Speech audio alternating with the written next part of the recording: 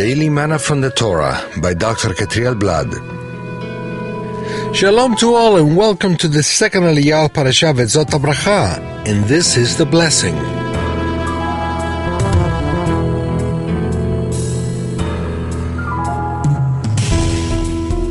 This Aliyah is found in the book of Deuteronomy chapter 33 verses 8 through 12. Today we'll be covering verse 9. He said of his father and mother, I have no regard for them. He did not recognize his brothers or acknowledge his own children, but he watched over your word and guarded your covenant. How can one disregard his family to obey the Eternal? The verse expresses the attitude of all the Levites who gathered with Moshe when the rest of the people sinned with the golden calf.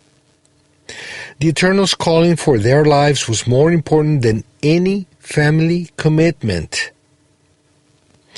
It's not that the Eternal wants that one disrespect his own parents, or to not recognize and love his brothers and sisters, or stop acknowledging his own sons and daughters.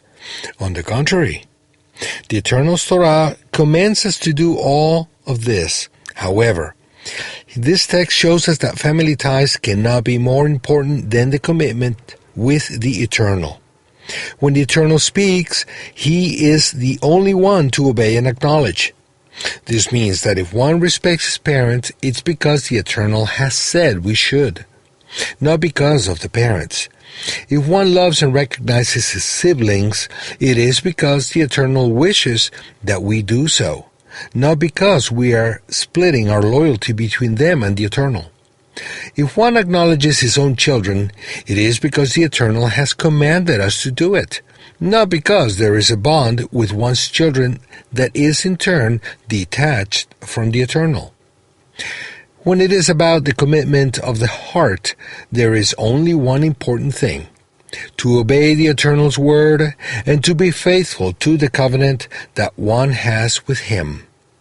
Everything else is the outcome of that faithfulness to the only one deserving to be our owner and Lord. The Hebrew text literally says, Ki shamru imartecha, because they kept your saying. The word davar, word, thing, was not used here, but a softer word for the word, which is imra. This is a saying or wording. This teaches us that even if the message we receive from the Eternal comes in a soft way, like a soft whisper in our heart's ears, it is more important to respond to that soft whispering than to any commitment we may have with men, including the closest members of our families. The voice of the Eternal's Spirit is over all men.